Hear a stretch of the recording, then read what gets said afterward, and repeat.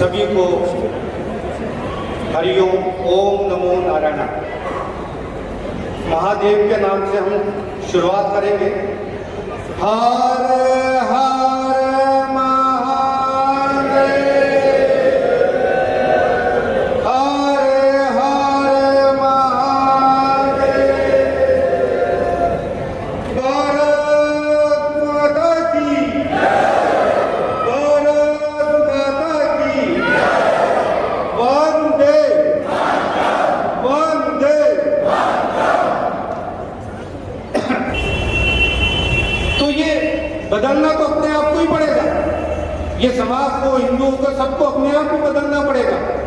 किसी ने अभी बोला था कि साथ रहोगे तो आबाद रहोगे और जिंदा रहोगे,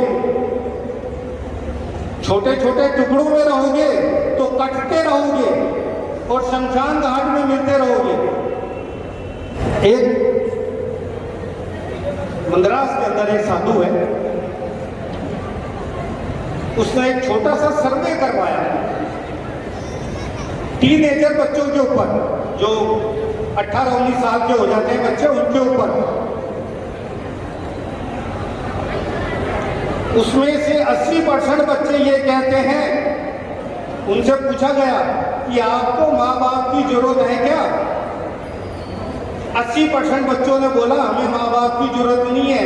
आप सब काम सुन के सुन लो, आपको बोले ना बोले लेकिन वो अपने मन में जरूर रखते हैं। उन्होंने कहा चलो ठीक है। फिर दोबारा प्रश्न किया, आपको टीचर की जरूरत है क्या? 80% बच्चे यही बोले हमें टीचर की जरूरत भी नहीं है, हम तो अपने आप पढ़ लेते हैं। माँ बाप और टीचर उनके लिए कितना बड़े बंधन हो गए हैं।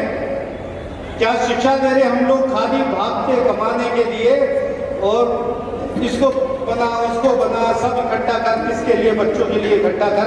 लेकिन बच्चों के मन में क्या फूल रहा है, पल रहा है, ये समझ नहीं आ रही। थोड़ा इन विचारों को तो आप जानने की कोशिश करो। एक माँ बहनों से बड़ी गुंजारिश है मेरी, अभी एक विदेश मंत्रालय से रिपोर्ट आई थी कि विदेश में जाने वाली 60,000 लड़कियों का, लेडीज का कोई अता पता नहीं है। 60,000 लेडीज का पता नहीं है। कोई उन्हें बेटी बना के ले जाता है, कोई भाई बना के ले जाता है, और कोई अब्दुल्ला उसको घरवाली बना के भी ले जाता है। 60,000 लड़कियों का नहीं पता। विदेश में जाती है, थोड़ा आप सोचो समझो इन बातों को, जल्दी में निर्णय मत लो। वहां विदेश जाके इनके किडनी, लीवर सब निकाल के बेच दिए जाते हैं। सोच समझ के निर्णय लो किसके साथ जा रहे हो आप लोग। और ये ज्यादा बातें करना या उछल कूद, उसमें ये गड़बड़ी हो जाती है। ज्यादातर आजकल माता बहनें बड़े जोश में आ जाती हैं। भाई जोश में आना तो देश की तरक्की के लिए आओ, धर्म के लिए आओ, अपने देश के लिए आओ। जोश में आना तो है ना, ये विदेश जाके करोड़पति बन जाना, ये बन जाना, वो बन जाना, और कुछ भी वापस नहीं आता है इनका। वहां दिखा देते हैं कि वो तो खो गई और मर गई, कुछ भी दिखा के उसका नामो निशान मिटा देते। तो किसी को मेरी बात बुरी लगी हो तो मुझे माफ करना। मैं भी जज्बाती हूँ अपने देश के लिए और अपने धर्म के लिए। मैं जय श्री राम, जय श्री राम। आदरणीय संत वृंद के चरणों में नमन। उपस्थित मंच, मातृशक्ति और भाइयों, आप सब समय निकालकर इस कार्यक्रम में पधारे हैं। आप सबका स्वागत है, अभिनंदन है। इस कार्यक्रम में हमने कोशिश की थी मातृशक्ति को ज्यादा बुलाने के लिए।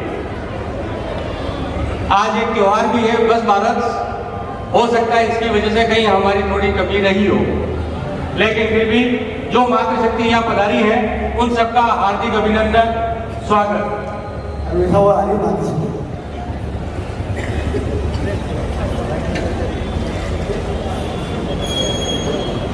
भारत में मातृशक्ति ने समय समय पर भारत के योद्धाओं को जागृत किया है, यहाँ के सपूतों को संबल प्रदान किया है। किसी भी पुत्र के आगे जब उसका नाम लिया जाता है तो उसकी माता का नाम आता है। कौशल्या नंदन श्री राम, यशोदा नंदन श्री कृष्ण। जब यह मातृशक्ति जागती है तो पूरे परिवार का उद्धार करती है। जब यह अपने पे आती है तो मां जीजाबाई बनती है, जिसने छत्रपति शिवाजी को जन्म दिया। जब त्याग की प्रतिमूर्ति होती है तो पन्नाधाय होती है, जो पूरे साम्राज्य को बचा सकती है। जब ये शिक्षित होना और शिक्षित होने का संकल्प लेती है तो अहिल्याबाई होलकर, ज्योतिबा फुले होती है। इसी कारण से हम ये कोशिश करते आ रहे हैं, विश्व हिंदू परिषद हमेशा से कोशिश करता है कि मातृशक्ति बराबर हमारे साथ रहे और समाज को आगे बढ़ाने की दिशा में कार्य करे। मातृशक्ति के ही दम पर वापस हिंदू अपना खोया हुआ अभिमान पाएगा। विश्व में भारत विश्व गुरु बनेगा, क्योंकि ये जिम्मेदारी मातृशक्ति की सबसे ज्यादा है। क्योंकि बच्चों को जब ये पालती है तो पहली गुरु ये होती है। इनको तय करना है कि एक गीदड़ बनाएंगे या शेर बनाएंगे। जय जय श्री राम। बहुत बहुत धन्यवाद श्री मानवेंद्र सिंह जी। जैसा कि आपने कहा, आज के समारोह में मातृशक्ति का बहुत बड़ी संख्या में हमारे बीच होना वाकई हमारे लिए गर्व की बात है। मैं पूरे सदन से एक बार अनुरोध करूंगा कि हम मातृशक्ति के सम्मान में जोरदार ताली बजाएं, उनका अभिनंदन करें और उनसे निवेदन करें कि वे हर बार हर समय सार्वजनिक रूप से आयोजित होने वाले समारोह में भी और अपने घरों में भी अपनी नई पीढ़ी, अपने बच्चों और अपने आने वाले परिवार के और भी सदस्य जो भी पीढ़ी दर पीढ़ी आगे आएंगे उनसे संस्कारित करें और देश प्रेम के इस जज्बे के साथ उन्हें उत्साहित करते रहें। मातृशक्ति का बहुत बहुत अभिनंदन, बहुत धन्यवाद कि आप इस कार्यक्रम में पधारे और इसे और गरिमा प्रदान की। कार्यक्रम की अगली कड़ी में मुख्य अतिथि के रूप में हमारे बीच उपस्थित आदरणीय सत्यनारायण भाई साहब, राष्ट्रीय स्वयंसेवक संघ के चित्तौड़गढ़ विभाग प्रचारक, मैं उनसे अनुरोध करूंगा कि वे पधारें और हम सभी का मार्गदर्शन करें। विश्व हिंदू परिषद की स्थापना जन्माष्टमी के अंदर अभी 27 तारीख को जन्माष्टमी 60 वर्ष पूर्व माधव सदाशिवराव गोलवलकर श्री गुरुजी और ऐसे सभी संतों को एक साथ इकट्ठा कर और माँ का हिंदू सोदरा सर्वे न हिंदू पतितो भवेत् मम दीक्षा हिंदू रक्षा मंत्र समानता, ऐसा मंत्र देकर इस विश्व हिंदू परिषद की स्थापना 60 वर्ष पूर्ण हो चुके हैं। उसके बारे में जो अपने कौशल जी भाई साहब है, पहले विभाग कार्यवाही रहे राजसमंद के और संघ जैसी योजना करते उस अनुरूप हो जाते, तो आज प्रांत मंत्री है तो वो बताने वाले हैं।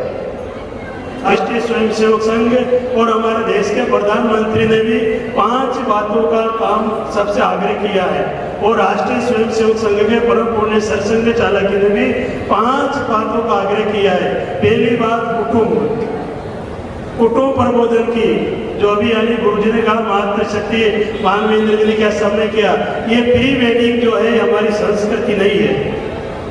ये मांग में सिंदूर नहीं बनना है हमारी संस्कृति नहीं है। ये मंगल सूत्र को छोड़कर चले जाना कहीं शादी ब्याह में, ये हमारी संस्कृति नहीं है। हाथों में चूड़ी पहनना ये हमारी संस्कृति नहीं है। हम साड़ी, हमारे शरीर को नहीं ढकना, ये विदेशी संस्कृति को अपना रहे। ये यानी कुटुंब की रचना दूर होने की वजह से हमारे कुटुंबों पर ये आघात विदेशी संस्कृति। हम कहीं जाते हैं तो हम सोचते हैं कि देश की संपत्ति तोड़ दो, हम सोचते ट्रैफिक रूल नहीं, उसको पालन नहीं करते, फिर फोन लगाते भाई साहब मेरी गाड़ी छुड़वा दो ना। मेरे हो क्या, तो यानी नागरिक कर्तव्य का पालन करना चाहिए। चौथी बात इसमें है यानी समरसता। ये जो समरसता है इसके बारे में मैं आपको भी बताऊंगा, इसके बारे में मेरे को बोलना है। इससे पहले मैं अगला विषय पर्यावरण, 5वां बिंदु पर्यावरण। आज इस समय यानी बहुत भयंकर गर्मी पड़ी इस सत्र में, क्या कभी किसी ने पौधे लगाए क्या प्लास्टिक छोड़ते हैं क्या? हमारे देश के अंदर पुराने लोग जब कोई सामान लेने जाते तो सापे के अंदर ही सारा बाजार का सामान लेकर आ जाते थे। माता बहने भी जाती तो कपड़े का थैला लेकर जाती और सारा सामान ही लेकर आ जाती। लेकिन आज यानी सबके कार्यक्रमों में प्लास्टिक का, मैंने कहा प्लास्टिक का उपयोग नहीं करना। बनी आप शादी 10 लाख की करते हो, कार्यक्रम 1 लाख 2 लाख का कर रहे हो, उस कार्यक्रम में अगर 10,000 आप प्लास्टिक के 10,000 ज्यादा लग जाए प्लास्टिक की वजह से तो लगा दीजिए, लेकिन प्लास्टिक से बचिए। प्लास्टिक हमारे लिए पेड़ लगाने तो सभी प्रकार के पेड़ लगाइए, यानी आम है, अमरूद है, जितने भी फल वाले पेड़ पे लगे, फल वाले पेड़ होंगे तो पक्षी दिखेंगे। इसलिए पर्यावरण को बचाना जरूरी। 5वीं बात है समरसता। ये मेवाड़ के अंदर अभी यानी पिछली बार 2-3 गांवों के अंदर ऐसी घटना घटी कि घोड़ी के उत्तर से घोड़ी से यानी दूल्हे को उतार गया। किस समाज ने उतारा, समाज का नाम मैं मन से नहीं लूंगा और मेरा काम नाम लेने का भी नहीं है। कहीं गए तो मंदिर के अंदर उस समाज को नहीं आने दिया। अरे भाई हमारा इतिहास द्वापर सतयुग जितने भी युग हो सबका युग का इतिहास उठाकर देखना। क्या सबरी जो कि तो सबरी के बेर भगवान राम ने जो खाए उस समय लक्ष्मण ने कहा कि झूठे कर करके खिलाइए, तो भगवान ने कहा झूठे बेर लेकिन बहुत प्रेम के बेर है। क्या भगवान ने पक्षी को भी गले लगाया और भगवान ने कहा जाती हमको बताई, कहा भगवान ने भेदभाव बताया। वहां पर राम की मर्यादा पुरुषोत्तम श्री राम जी का चित्र लगा हुआ है, उसको उस तरह भी भगवान श्री कृष्ण का चित्र लगा हुआ है। कहा भगवान श्री कृष्ण सुदामा जैसे गरीब मित्र को भी आंसू से फेर दिए, कहा भेदभाव किया भगवान ने। और तो कहते हैं शादी के अंदर झूठे पत्थर धुने हटाने का काम भी भगवान श्री कृष्ण किया। और तो कहते मक्खन लूटने जाते तो किस घर को देखते थे और सब एक थाली, सब एक मटकी में हाथ डालकर सब खाते थे, किसका कैसा है। कहा भगवान ने भेदभाव किया है। हमारे महाराणा प्रताप से लेकर बाबा रामदेव, शिवाजी महाराज, जितने भी महापुरुष है किसी ने कोई भेदभाव नहीं किया है। ये गाना विश्व हिंदू परिषद 60 साल से इसी काम में लगा है। समरसता, मैंने कहा ना हिंद में सोदरा इसमें लग रहा है। और राष्ट्रीय स्वयंसेवक संघ तो 99 साल से ये काम कर रहा है और राष्ट्रीय स्वयंसेवक संघ की देन होगा। इसलिए आज यानी भारत के अंदर कुछ परिवर्तन आपको दिख रहा है। कभी इसलिए राष्ट्रभक्ति और राष्ट्र के लिए जीने के लिए ना जाति, ना भेद, ना भाव, ना छुआ न छात्र कोई नहीं चाहिए। सब अपने हैं और सबको गले लगाएंगे, सबके साथ बैठेंगे, सबको साथ लेकर चलेंगे। कभी भी हिंदू समाज के महापुरुष ने कोई जाति भेद नहीं किया। इसलिए आप सब लोगों से मेरा करबद्ध निवेदन है, चित्तौड़ वाले निवाड़ा वालों से, कि यानी आप सब अपनी कमर कसिए। ये देश विश्व का नेतृत्व करेगा, मेरी भविष्यवाणी नहीं है। मां ऋषि अरविंद ने कहा था 21वीं सदी भारत की है। पंडित श्री राम शर्मा जी आचार्य ने कहा था 21वीं सदी भारत की है। स्वामी विवेकानंद जी ने कहा था 21वीं सदी भारत की है। डॉक्टर हेडगेवार ने कहा था 21वीं सदी भारत की है। तो यानी समाज स्वयं परिवर्तन कर रहा है। इसलिए आओ, ये समय 2025 से लेकर और 2030 का समय भारत का है और भारत विश्व का नेतृत्व करेगा।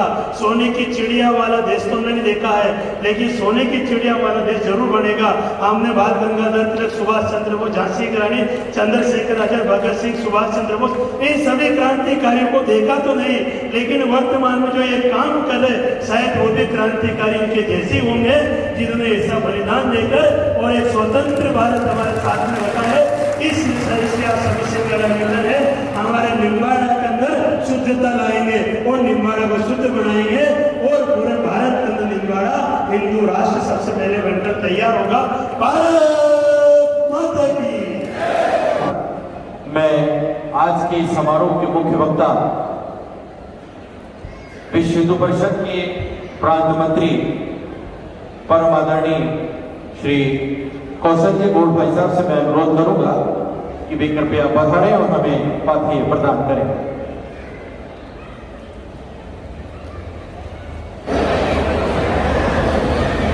इतिहास साक्षी है, समय समय पर सज्जन शक्ति दुर्जन शक्ति आपस में संघर्ष हमने सुना है, पढ़ा है, देखा है।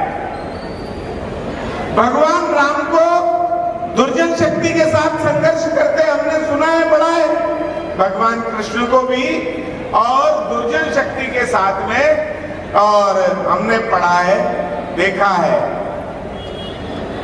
यदा यदा ही धर्मस्य ग्लानिर्भवति भारत, जब जब आवश्यकता पड़ेगी दुर्जन शक्ति को उसके साथ संघर्ष करने के लिए मैं अवतार रूप में और आऊंगा इस धरती पर और धरती के संकट तारूंगा। ऐसा भगवान का भी संकल्प है। किंतु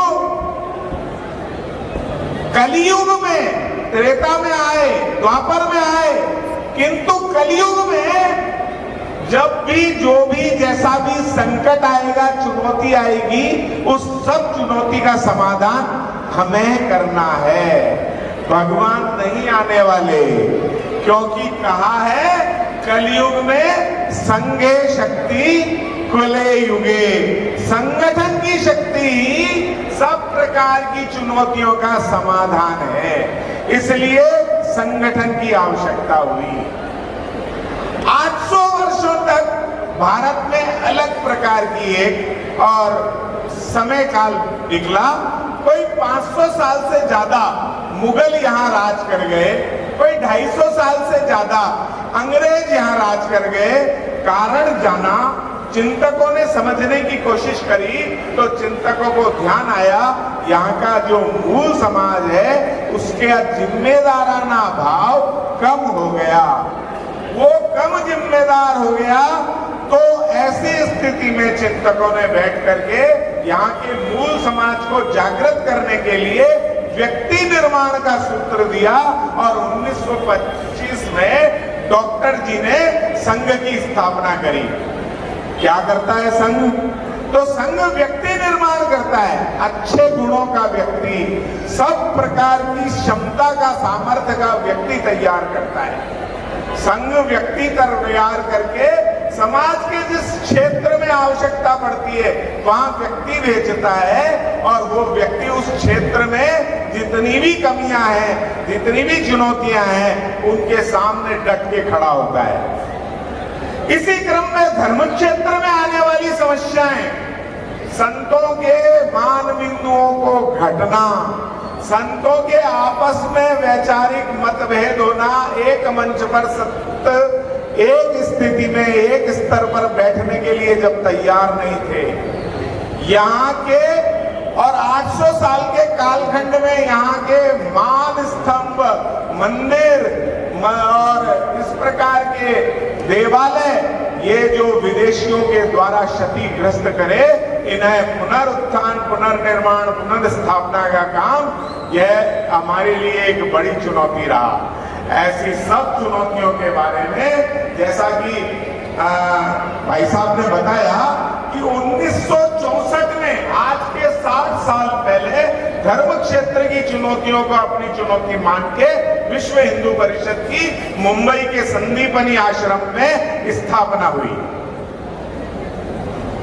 संघ के दूसरे सरसंघ चालक पूजनीय गुरुजी ने विचार चिंतन करके धर्म क्षेत्र की समस्याओं का समाधान विश्व हिंदू परिषद सूत्र दिया।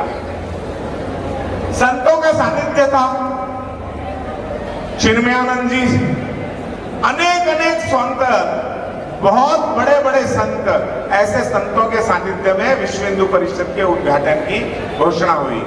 योगायोग से भगवान कृष्ण का जन्माष्टमी के दिन और 1964 में विश्व हिंदू परिषद की और स्थापना हुई।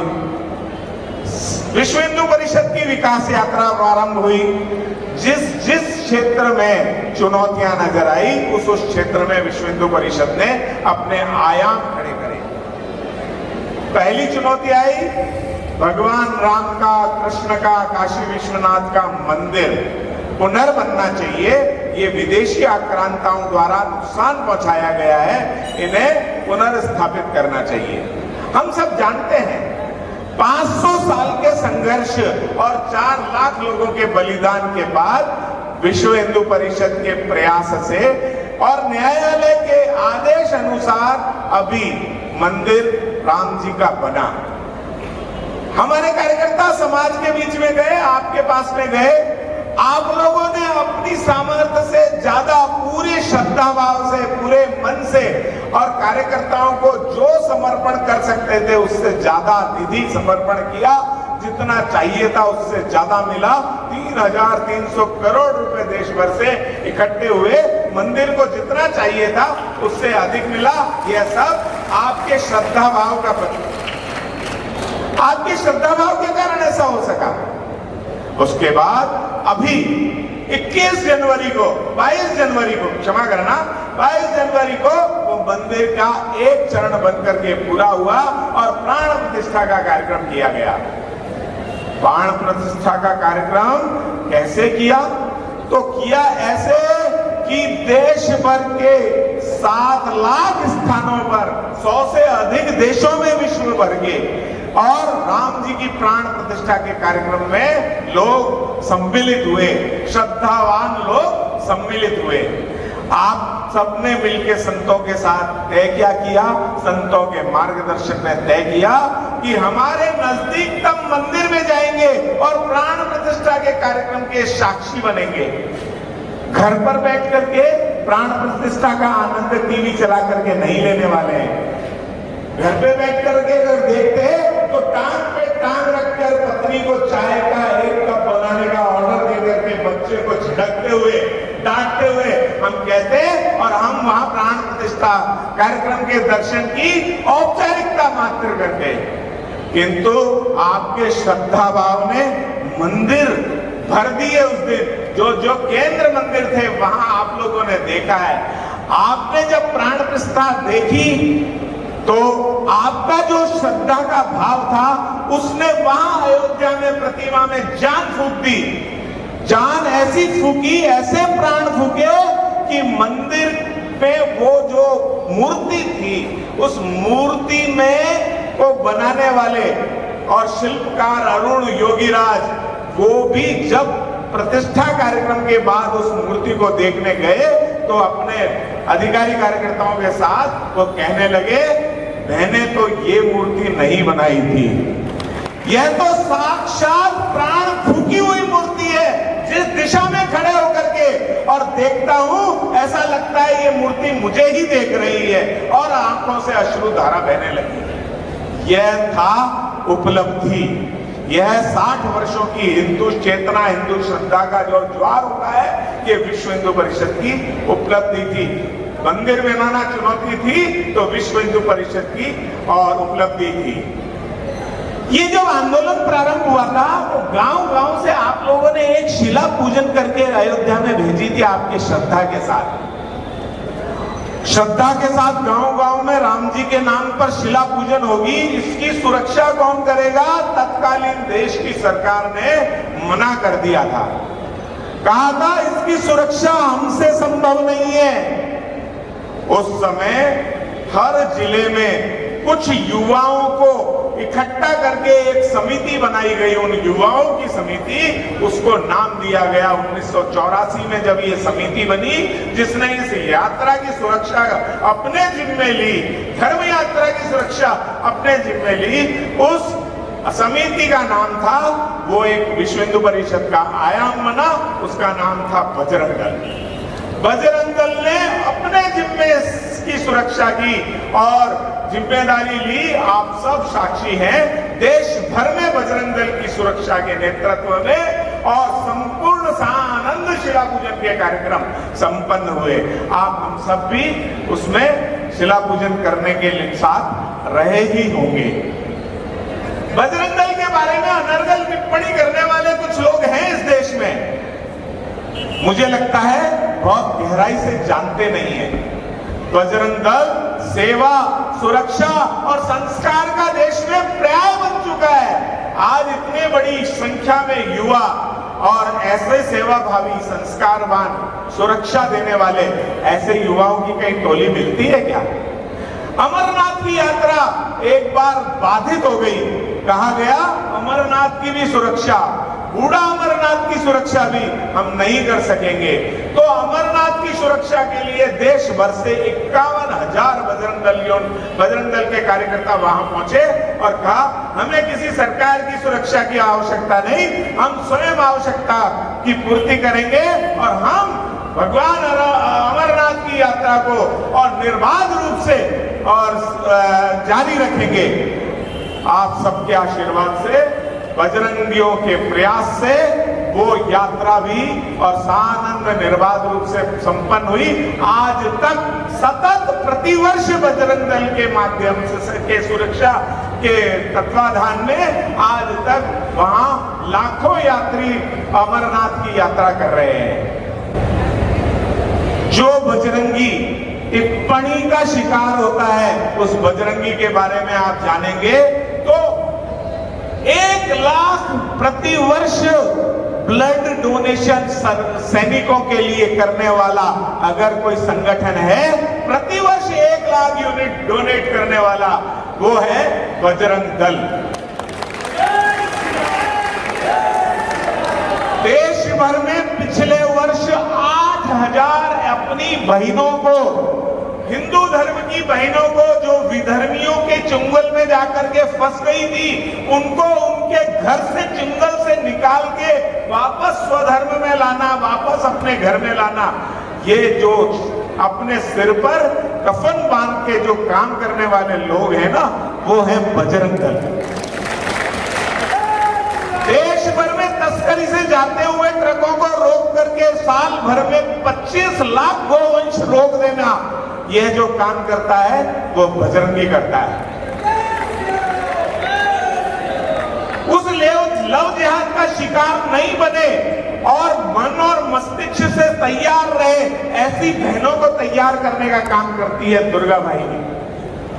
बच्चों में संस्कार आए और सत्संग चले, हर माताओं बहनों को आध्यात्मिक दिशा देने वाली, काम करने वाली संगठन है, आयाम है मातृशक्ति।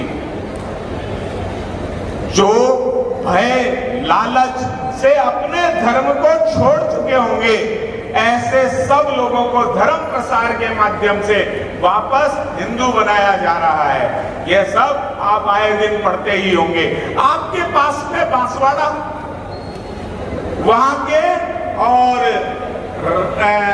हिंदू बंधु भय लालच मजबूरी, इस सब में आकर के जो विधर्मियों के चुंगल में फंस गए थे, अपने को मुसलमान बना लिया था, ईसाई बना लिया था, बांसवाड़ा में ईसाई बना लिया था, ऐसे बांसवाड़ा और ब्यावर की परियोजना से वर्ष में अब तक 1 लाख लोगों को वापस हिंदू धर्म में ले आए, ऐसे घर वापसी कराने का काम करता है विश्व हिंदू परिषद का धर्म प्रसार, जो घर में वापसी करने का काम करता है। धर्म प्रसार अभी तो इतना सक्षम सार्थक हो गया है कि वो धर्म परिवर्तन होने ही नहीं दे रहा है। हम धर्म प्रसार के माध्यम से आज सबसे बड़ी गले की हड्डी बने हैं। अगर मुस्लिम धर्मांतरण और ईसाई धर्मांतरण अगर कहीं दिक्कत में आता है तो विश्व हिंदू परिषद के धर्म प्रसार आयाम के कारण आता है। समरसता के बारे में एक आयाम विश्व हिंदू परिषद का समरसता है। समरसता के बारे में भाई साहब ने हमको बहुत कुछ बताया है। समरसता में मेजी को छोटी 2 बातें आपको बतानी है जो विश्व हिंदू परिषद से, संगठन से जुड़ी है, वो आपके सामने रखनी है। विश्व हिंदू परिषद देश भर में और लगभग 2,500 स्थानों पर समरसता के भोज आयोजित करता है वर्ष में एक बार। वाल्मीकि जयंती, रविदास जयंती, अंबेडकर जयंती, इनको माध्यम बना करके घर घर से चावल दाल इकट्ठी करके बिना किसी प्रकार के भेदभाव को मिटाते हुए सामूहिक खिचड़ी बनाता है। सहभोज सबके साथ मिल बैठ करके खाता है। उस भोज में ना कोई अगड़ा होता है, ना पिछड़ा होता है, ना कोई गरीब होता है, ना अमीर होता है। ना किसी प्रकार का भेद होता है। ये भेद विश्व हिंदू परिषद से के द्वारा मिटाया गया है। उड़ीपी में ही संतों का सम्मेलन हुआ, सब प्रकार के मत पंथ संप्रदाय के संत इकट्ठे हुए। संतों ने समाज की परिस्थिति की समीक्षा की, समीक्षा करके सार सूत्र दिया जो भाई साहब ने बताया, हिंदवा सहोदरा सर्वे ना हिंदू पतितो भवे मम दीक्षा हिंदू रक्षा मम मंत्र समानता। यानी हिंदू सब भाई है, कोई हिंदू पतित नहीं हो सकता।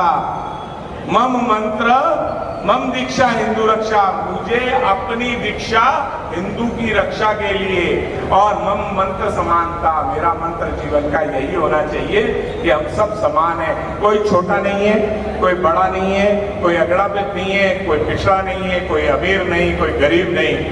महिला पुरुष तक के भी भेद समाप्त करके परमात्मा के सामने हम सब एक है। भारत माता के संकट के दूर करने के लिए हम सब एक हैं। अभी उदयपुर में कुछ 2 वर्ष लगभग हुए होंगे, 2 वर्ष पूर्व सर तन से जुदा के नारे के साथ एक हिंदू को दिन दहाड़े कत्लेआम किया जाता है, उसकी गर्दन को मारा जाता है। अभी तक न्याय पूरी तरह से नहीं मिला है। कैसा आतंकवाद है, क्या चाहता है? आतंकवाद के 2 साल भी नहीं बीते थे, दूसरी घटना घटती है उदयपुर में। एक छोटा सा बालक, 10वीं कक्षा का बालक, उसको उसी की कक्षा के एक बालक ने सोची समझी साजिश, विश्व हिंदू परिषद मांग करता है इसकी गहन जांच होनी चाहिए। मैं कहता हूं वो बड़ी सोची समझी साजिश के साथ और बड़ी तैयारी के साथ, प्रशिक्षण के साथ, उस बालक के हाथ में उसके पिता के द्वारा दिए गए चाकू के साथ वो उसकी हत्या करता है। बड़ी सोची समझी साजिश में इसलिए कहता हूं, 3 बार जंगा के नीचे करता है, जंगा पर करता है, और ना केवल वार करता है, वार चाकू अंदर डाल के चाकू को घुमाता है, सारी आर्टरीज को काटता है। यह बिना प्रशिक्षण के संभव नहीं है।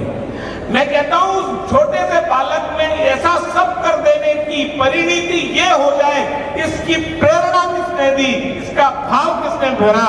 जो इसके भाव को बढ़ता है, हमको वहां तक जांच करनी चाहिए। वहां तक जांच की मांग विश्व हिंदू परिषद करता है। नाबालिग बताते हुए पिछले वर्ष में हमने देखा है प्रांत भर में नाबालिग बताते हुए, और 4-5 घटनाएं हो गई है नाबालिगों के माध्यम से। कहीं ये कोई नाबालिग जिहाद का हिस्सा तो नहीं है? हम सबको इस पर विचार करना चाहिए, हमारा सोचने का दृष्टिकोण वहां तक जाना चाहिए। हम हिंदुओं के रक्षक हैं, हम हिंदुओं के कार्यकर्ता हैं, हिंदू पक्ष का पूरी तरह से सम्मान करने वाले हैं। हमारा दृष्टिकोण वहां तक क्यों नहीं जाता कि क्या ये सोची समझी चाल नहीं हो सकती है? नाबालिग जिहाद तो नहीं है।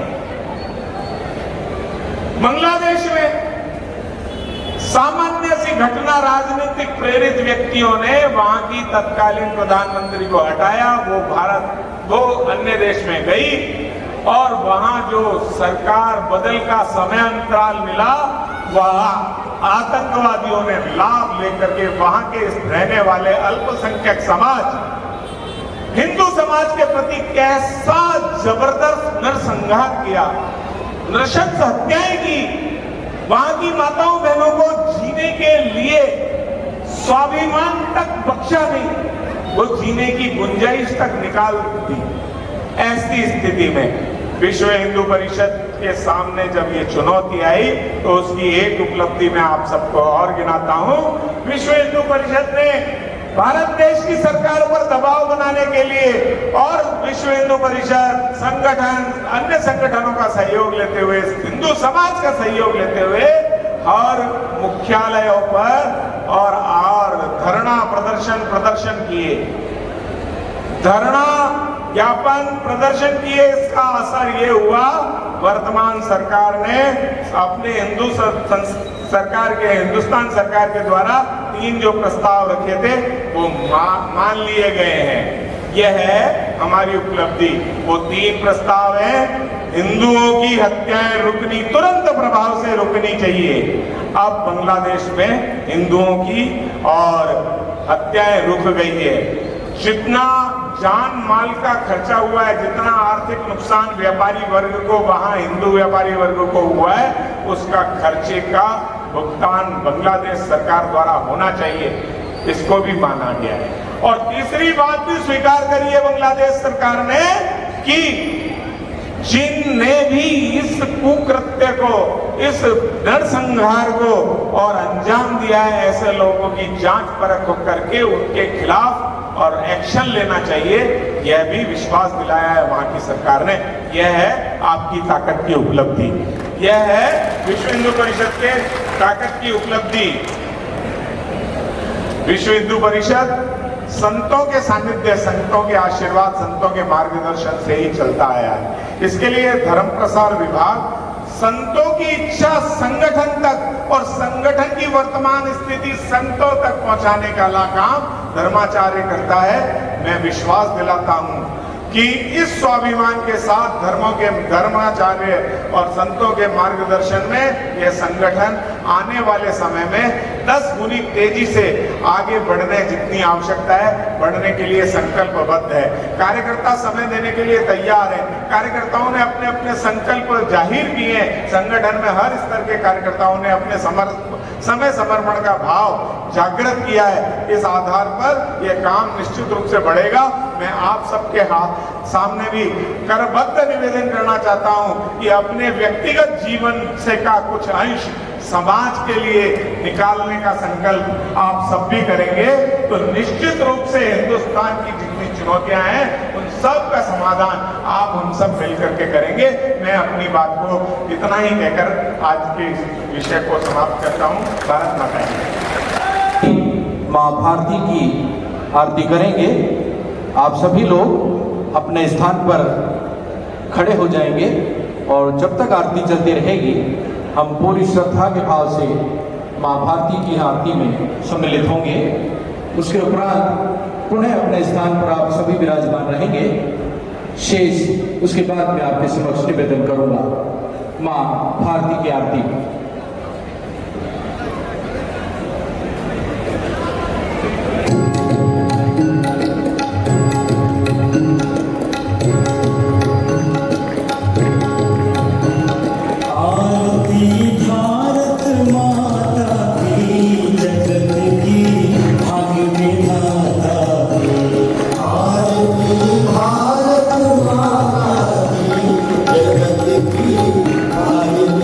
भारत